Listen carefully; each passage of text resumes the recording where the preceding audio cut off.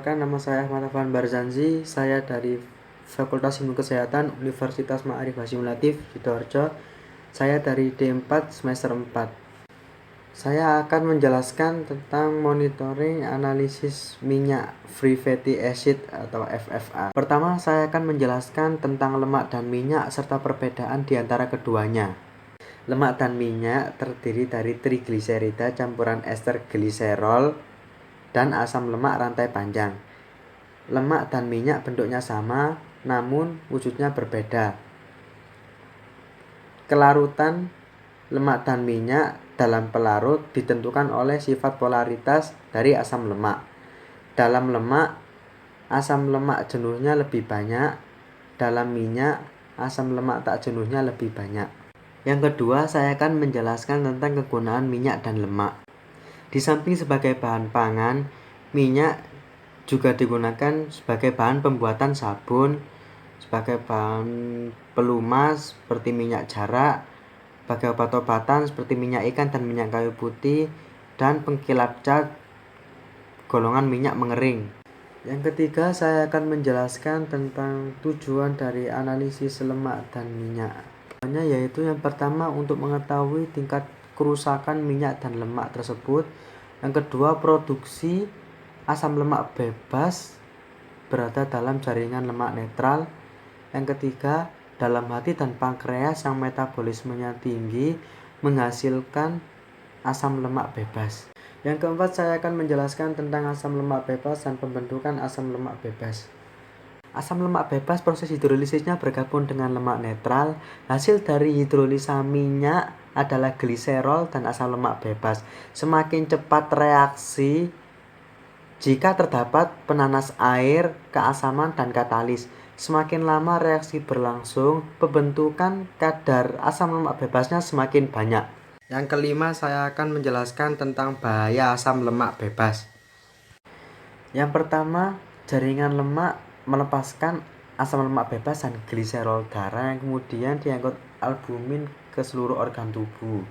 Yang kedua, gliserol utamanya berjalan pada hati dan sedikit dalam ginjal.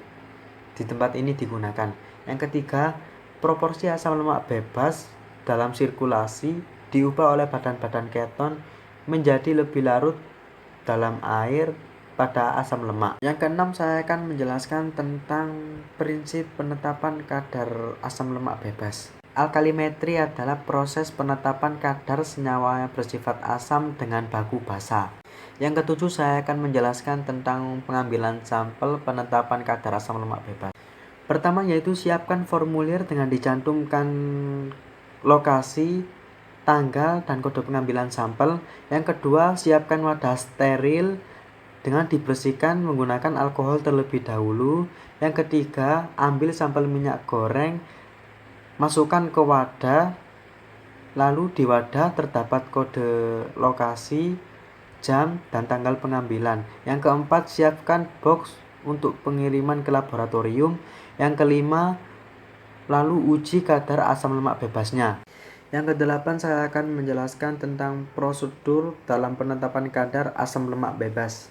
Yang pertama, yaitu timbang 20 gram minyak atau lemak, masukkan dalam Erlenmeyer, lalu tambahkan 50 ml alkohol 95% sampai netral, panaskan hingga mendidih dan digoyang kuat-kuat untuk melarutkan asam lemak bebasnya. Yang kedua, biarkan sampel mendidih saat dipanaskan, lalu dinginkan terlebih dahulu. Setelah dingin, larutan dititrasi dengan 0,1 N larutan KOH, tambahkan dengan indikator PP. Titik akhir titrasi ditandai dengan perubahan warna pink yang tak hilang selama 0,5 menit.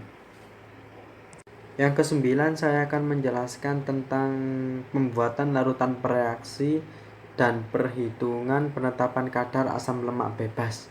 Pereaksi etanol 95% netral ditambahkan dengan 3 tetes indikator PP, dititar dengan NaOH 0,1 N sampai berubah warna menjadi warna pink. Indikator PP 1% di dalam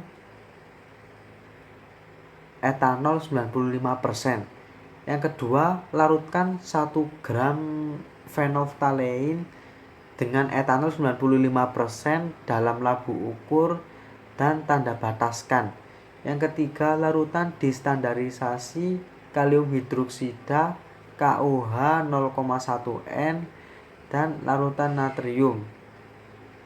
Angka asam atau perhitungannya yaitu sama dengan mililiter KOH dikali dengan NKOH dikali 56,1 lalu dibagi dengan berat molekul atau gram.